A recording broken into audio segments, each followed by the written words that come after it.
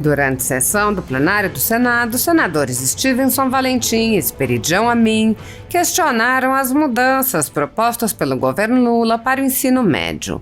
O governo simplesmente determinou o fim do novo ensino médio aprovado pelo Congresso e sancionado pelo ex-presidente Jair Bolsonaro.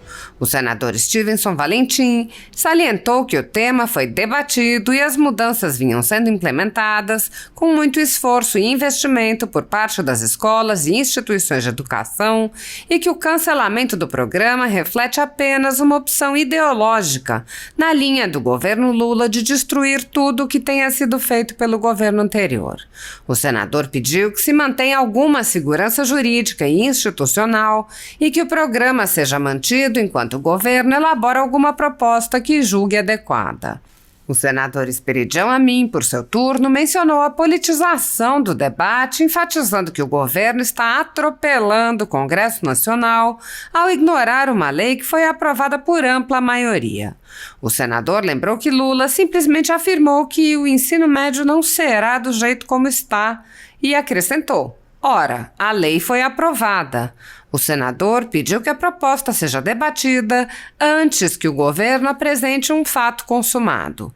Ele disse: é uma lei aprovada por maioria absoluta de ambas as casas, não pode ficar ao sabor do executivo. A ditadura da toga segue firme. O Brasil tem hoje presos políticos e jornais, parlamentares e influenciadores censurados. A Folha Política tem toda a sua receita, gerada desde 1º de julho de 2021, confiscada por uma canetada do ministro Luiz Felipe Salomão, ex-corregedor do TSE, com o aplauso e o respaldo dos ministros Luiz Roberto Barroso, Alexandre de Moraes e Edson Fachin. Todos os rendimentos de mais de 20 meses de trabalho do jornal estão sendo retidos sem justificativa jurídica.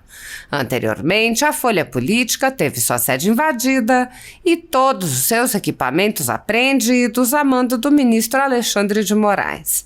Mesmo assim, a equipe continuou trabalhando como sempre, de domingo a domingo, dia ou noite, para trazer informação sobre os 3 poderes e romper a espiral do silêncio imposta pela velha imprensa, levando informação de qualidade para todos os cidadãos e defendendo os valores, as pessoas e os fatos excluídos pelo mainstream, como o conservadorismo e as propostas de cidadãos e políticos de direita. Se você apoia o trabalho da Folha Política e pode ajudar a evitar que o jornal seja fechado, pela ausência de recursos para manter sua estrutura, cumprir seus compromissos financeiros e pagar seus colaboradores, doe qualquer valor à empresa Raposo Fernandes por meio do Pix, cujo QR Code está visível na tela, ou por meio do código ajude@folhapolitica.org. Caso não utilize Pix, há a opção de transferência bancária para a conta da empresa Raposo Fernandes, disponível na descrição deste vídeo e no comentário fixado no topo. A Folha Política atua quebrando barreiras do monopólio da informação há 10 anos e, com sua ajuda, poderá se manter firme e continuar a exercer o seu trabalho. Pix ajude@folhapolitica.org. Assista. Obrigado, senhor presidente. Boa tarde, senadoras, senadores, a todos que assistem pela TV, ouvem pela Rádio Senado e pelas redes sociais de forma geral. Senador Rodrigo Cunha, da sua pauta também, discutir no nosso país, no nosso peculiar Brasil. Quando eu falo peculiar é porque é o país que muda de política ao gosto, ou se não ao entendimento da ocasião de quem vence uma eleição. O senhor deve ver isso no estado do Alagoas, eu vivo no Rio Grande do Norte, a gente vive no país, quem estiver ouvindo vai entender o que eu estou falando. Alguém faz algo bom no seu estado, no seu município, esse algo bom não pode ser concluído pelo novo gestor. Se ele for de oposição, isso fica mais característico, porque seria uma marca daquele governo anterior. Bom, eu falei isso porque eu quero entrar na pauta de educação, a discussão sobre educação. O que a gente está ouvindo hoje é o suspende ou não suspende, o concordo ou discordo, não sei se vai dar certo. Desde 2017, que muitas instituições particulares e públicas vêm se preparando para a inclusão do novo ensino médio. Então, isso não é uma novidade, isso já é uma coisa que já tinha sido discutida. E como eu disse, para quem está me ouvindo, nesse país parece que as coisas tendem a retroceder, né? Ao invés de evoluir. E eu vou dizer o porquê do retroceder nesse aspecto. Porque o MEC caminha para suspender o cronograma de implantação do novo ensino médio no país. Com isso, o Enem, previsto para mudar em 2024, parece que vai ser adiado. Quase certo, né? Ou já certo pelo ministro. É um assunto complexo. A ideia é até boa. Mudar a grade escolar e permitir à escola oferecer muitas opções para que o aluno escolha estudar algo que é do seu interesse, e olha que para falar de interesse hoje em sala de aula está difícil, viu? É bem complicado. Levar o aluno para a sala de aula já é um desafio para a educação brasileira. Senão nós não teríamos um país nas condições que estamos hoje. Isso, levar o interesse para o aluno e ele ter essa escolha pela sua aptidão, isso já acontece em vários países, como Finlândia, Estados Unidos e Coreia do Sul. Mas você que está me ouvindo deve estar se perguntando, quer comparar o Brasil com esses países? Quero. Nós somos humanos com a mesma capacidade, talvez não tenham os mesmos administradores que lá tenha, não tenha a mesma cultura que lá tenha, mas que eu quero comparar, quero. A quem defenda esse modelo de ensino, que já funciona há pelo menos 2 anos, e que pretende criar mais tempo em sala de aula. Até 2024, senador Rodrigo, o dia letivo deve ter mais de 7 horas. Formar o aluno em ao menos um curso técnico já é pensado no mercado de trabalho. Contudo, as escolas particulares conseguem oferecer essas outras matérias mais rápido. Aí já começa a haver uma desigualdade na hora dos exames, como o vestibular, Enem, ou outros que têm uma competição entre privados e públicos.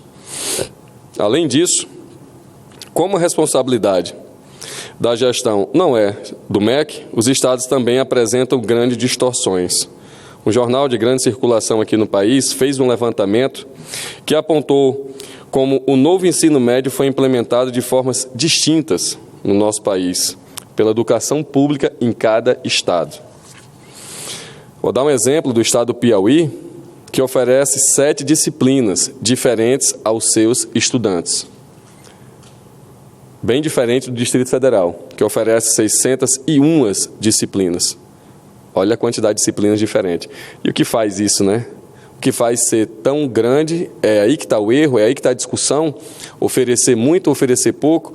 Quando está essa discussão, o que é que tem esse ponto de equilíbrio que o próprio ministro da Educação já citou? Porque ele se mostra favorável, eu concordo com ele. Fico pensando nas escolas e alunos que, apesar de todas as dificuldades, deram duro e conseguiram implementar muitas matérias. Como é que eles vão ficar? Eu digo isso às escolas que se prepararam, às escolas que se adaptaram, às escolas que tiveram até gasto pecuniário. Quer dizer que é tudo aquilo que estava sendo criado desde 2017, agora corre o risco de não ter mais. Por isso que eu disse que no Brasil, essa insegurança em tudo, não é insegurança jurídica, não é insegurança até na educação. E talvez seja o nosso maior problema. A gente não ter essa continuidade, essa estabilidade de políticas públicas que possam melhorar o nosso país, ainda mais na educação. Fica uma bagunça. Fica difícil a gente entender o nosso país dessa forma, quem está me ouvindo. Não tem como pensar, eu falando desse assunto, senador Rodrigo Cunha, a quem está me assistindo, principalmente do meu estado, não tem como eu tratar um assunto desse e não lembrar do meu estado, o Rio Grande do Norte. Que teve em 2021 a pior nota do país no ensino médio público da rede estadual. Segundo os dados do Índice de Desenvolvimento da Educação Básica, o IDEB, o estado obteve 2,8 de média. E a ironia todinha é porque o meu estado é governado por uma professora, já por 4 anos e 3 meses. Essa é a grande ironia. E eu não sei onde está o problema. Se é no ensino médio, se é na implementação da grade, se é... O grande problema está porque o aluno nem na aula chega, né? Nem na aula está indo. Ou seja, o governo do estado anunciou, senador Rodrigo Cunha, o governo do estado anunciou ontem que teve um superávit, resultado positivo de todas as receitas e despesas, de 166 milhões em 2022. Ou seja, se tem superávit e ainda propõe aumento de ICMS e ainda é visível os serviços públicos precários dentro da educação principalmente, porque não é só construir uma escola. A escola precisa, sim, de uma sinergia entre diretoria, administração, quem limpa ali os terceirizados, e isso tudo é custo. E o governo do Rio Grande do Norte optou, entre quase 600 escolas estaduais, criar 10 novas escolas técnicas, ao custo de 120 milhões, que ao mês, senadores, pode custar ao governo do estado, aos cofres públicos, cada escola dessa, só para o custeio, muito mais de 3 milhões de reais. Então, se a gente faz um cálculo básico aqui, se a gente está com problema, que não está, né? Porque eu mostrei aqui que está com superávit, pelo menos em 2022, como foi visto aqui, 166 milhões. Mas esse recurso ainda é pouco para manter uma estrutura que não atende à universalização da educação no Rio Grande do Norte, que tanto se defende. Ou essas escolas técnicas vão ser universalizadas, vai dar a oportunidade a todas as crianças, até aquelas que não se alfabetizaram direito. É aí que está o problema. Tenta mais uma vez corrigir uma situação já na parte terminal, e não se busca a origem. Então, senadores, essa discussão logo vai estar na Comissão de Educação, falei hoje com o senador Flávio Arnes, vai ser discutido e o ministro vai vir discutir sobre essa grade curricular, sobre esses avanços, sobre as mudanças que vai ter no ensino médio, porque se não deu certo até aqui, o ensino que o Brasil já disponibilizou, eu acho que a gente tem que mudar, porque buscar o mesmo resultado usando as mesmas técnicas e não conseguir o resultado que a gente quer é no mínimo burrice. Para a educação, o nome disso é burrice. Se eu trato a educação brasileira da mesma forma por anos e não quero mudar, o porquê da resistência de trazer isso? Se hoje o grande desafio, como eu já falei, senador Rodrigo Cunha, é colocar um aluno na sala de aula. Se a gente não está colocando um aluno na sala de aula, imagine uma grade curricular macenta, chata, cansativa, que não explora nem o intelecto, nem o cognitivo, não explora o interesse, não explora o crescimento desse aluno, por isso que ele não fica na escola. Eu acho que a mudança permanente faz parte da sociedade. O que não pode é estar retrocedendo. O que não pode estar sendo discutido desde 2017 esse tema, e quando se coloca em funcionamento, quando é implementado, vem alguém e diz, não vai dar certo. Engraçado que estava aqui o tempo todo. Engraçado que estava aqui no Senado há 4 anos atrás e ninguém questionou isso. Deixa o negócio funcionar. Deixa os empresários, a parte particular, as escolas particulares, o ensino público, de quem se adequou, deixa a pessoa fazer toda a estruturação para agora dizer que não vai mais poder fazer. Por qual motivo? Tem que ser rediscutido. Bom, eu não sei para onde vai, em que rumos vai a educação brasileira. Agora, quando se trata de mudança, e uma mudança que é para adequar ao aluno à sala de aula, ao conhecimento, ao desenvolvimento, à profissionalização, parece que causa interesse de quem não quer o interesse disso. O interesse de bloquear isso aí. Eu não consigo entender até agora. Estou de acordo com o ministro da Educação. O ministro da Educação defende a tese de que tem que ser implementado. Eu acho que já foi bem discutido isso aí. E tudo que for para melhorar a vida dos nossos alunos, que logo vão se tornar profissionais, eu acho que tem que ser bem-vindo. O que não dá é a gente simplesmente dizer que vai tirar e prejudicar uma grade curricular que já vinha em funcionamento pelo simples fato de ideologia ou de não concordância, sem discutir isso aqui.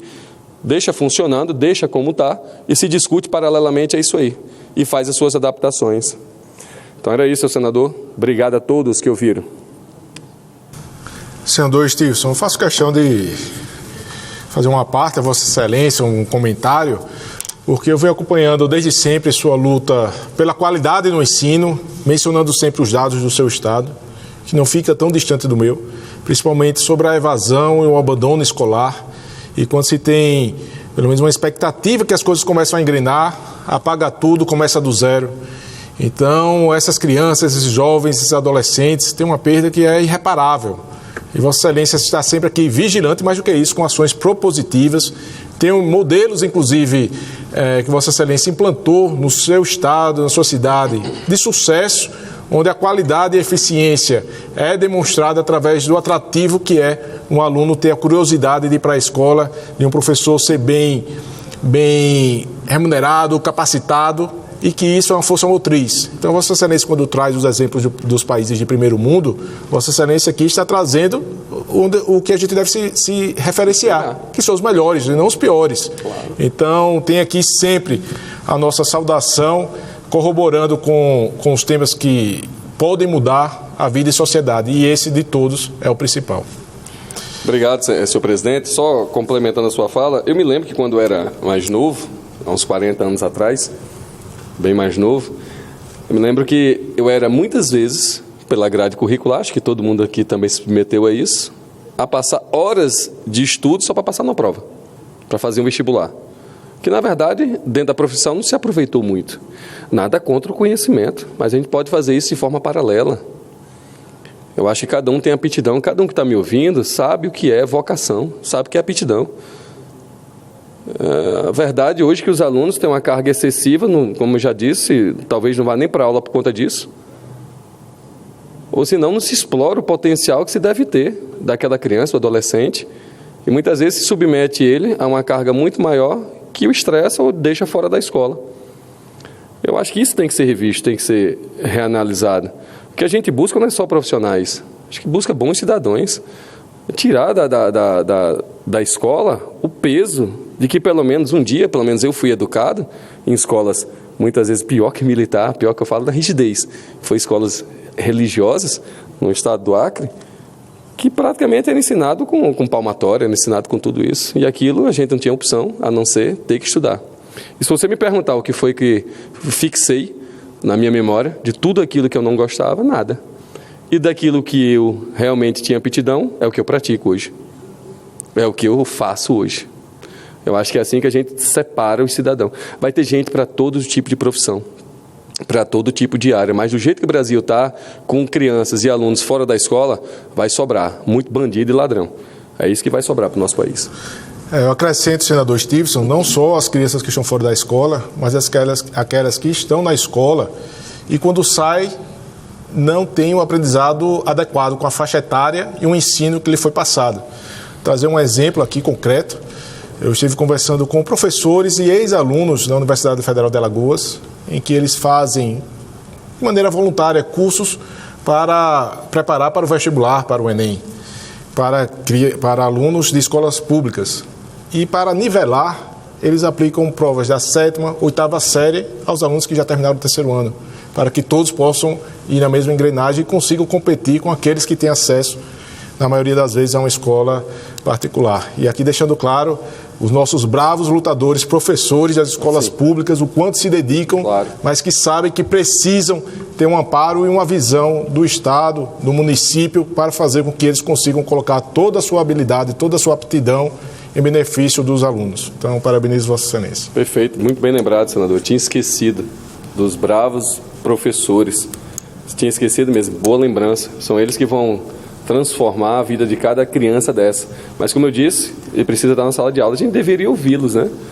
Deveria ouvi-los. O que eu estou falando aqui, senadores, pode ser uma opinião minha particular. Pode ter gente que escute e critique. Pode ser gente que defenda que não tem a grade curricular do ensino médio aplicada. Pode ser.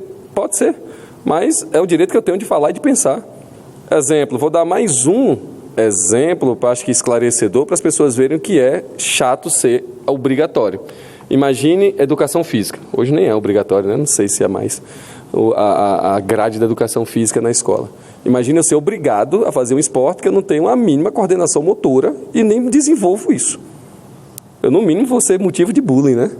Eu digo isso porque eu tenho 1,96 m e jogar futebol para mim era impossível.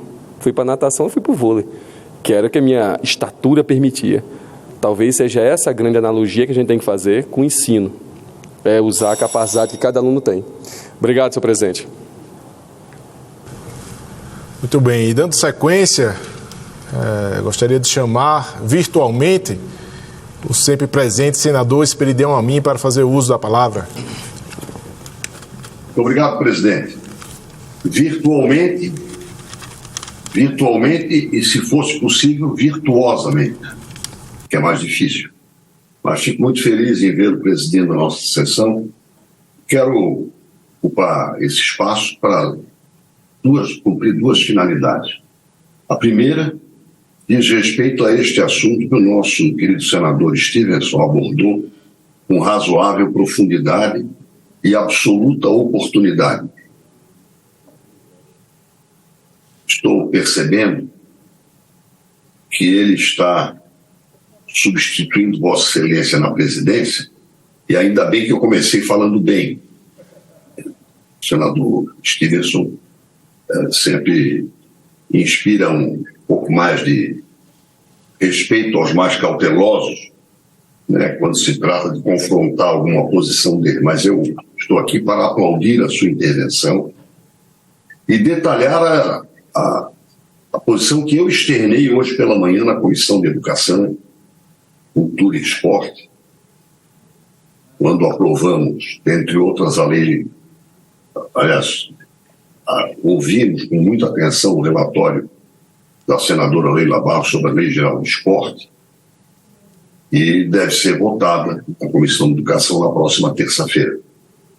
Eu salientei, senador Stevenson, dentro da sua linha de raciocínio, e que essas notícias que estão especialmente nos jornais de hoje, e particularmente no Estado de São Paulo e na Folha, elas preocupam, especialmente pelo conteúdo de politização que emerge nos comentários feitos. Por exemplo, no Estadão, um artigo muito denso da jornalista Renata Cafardo, ela menciona o tópico: debate sobre revogação da nova lei, da lei do novo ensino médio, reforma do ensino médio, tem fogo amigo dentro da esquerda e até do PT.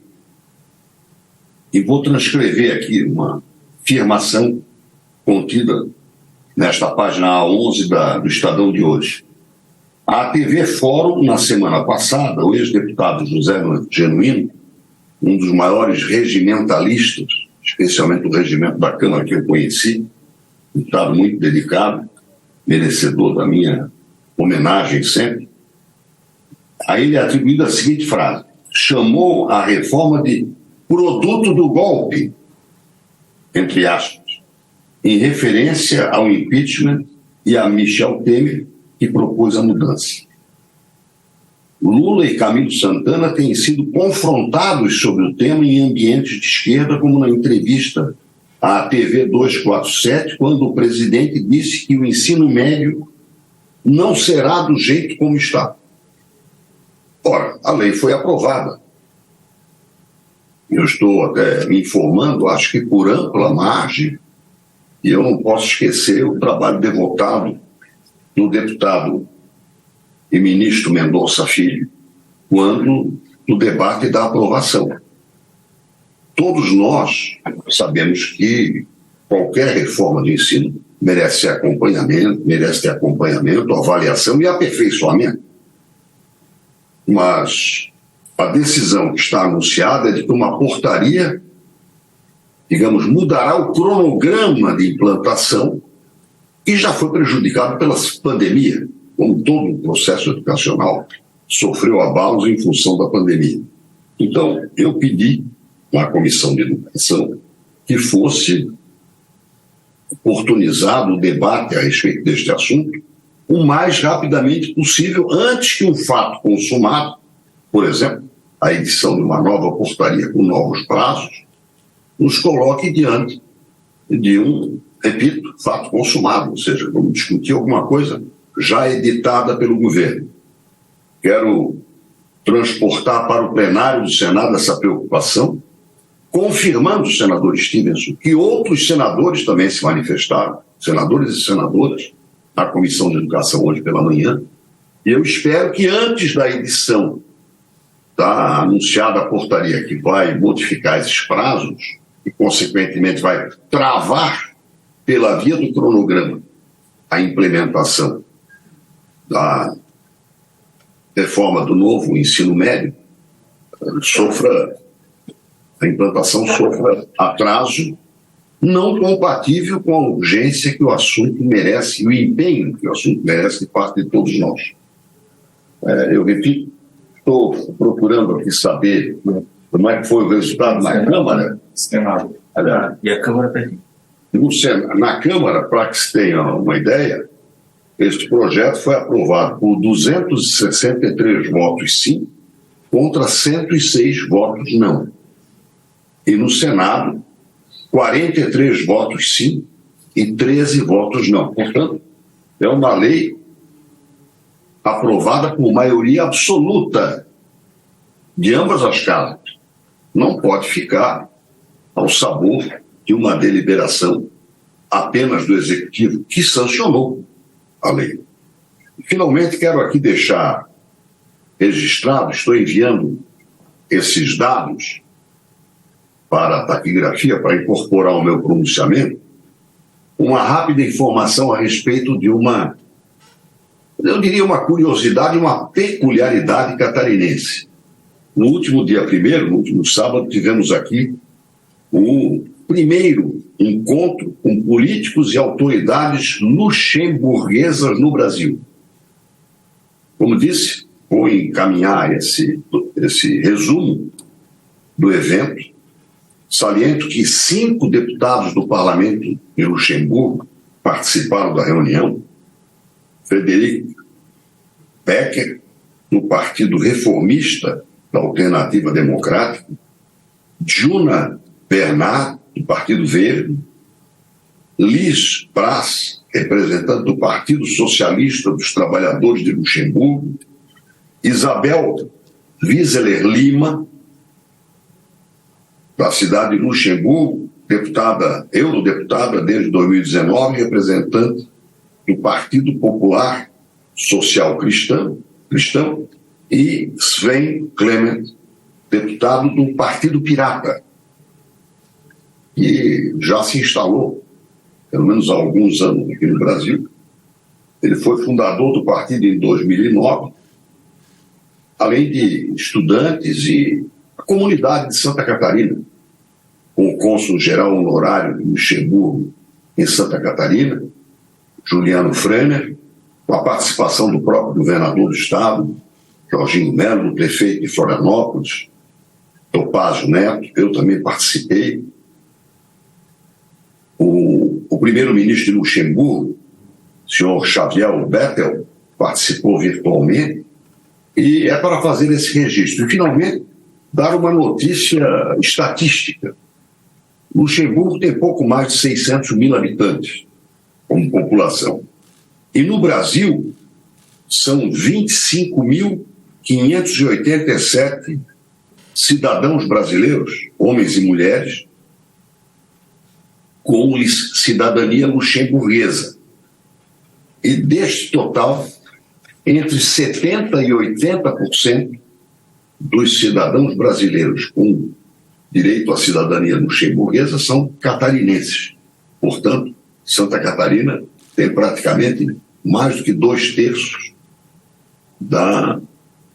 dos cidadãos brasileiros com cidadania luxemburguesa no seu território, o que torna esta colônia, digamos assim, de cidadãos luxemburgueses no Brasil, em Santa Catarina, muito relevante, e torna também mais relevante esse encontro com políticos e autoridades luxemburguesas no Brasil, cujo registro eu gostaria que fizesse parte deste meu pronunciamento.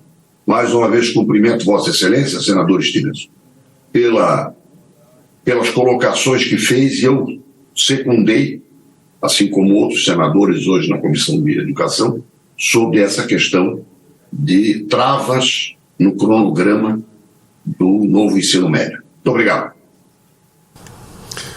Está acolhido tudo que o senhor disse e agradeço também pela concordância. Ainda bem que o senhor trouxe aqui os dados que são irrefutáveis, né? Inquestionáveis. A estatística foi aprovado com unanimidade. Então não há por que estar discutindo isso agora. Obrigado, senador Espiridião Amin. Abraço. Chama agora para ocupar a tribuna o senador Rodrigo Cunha.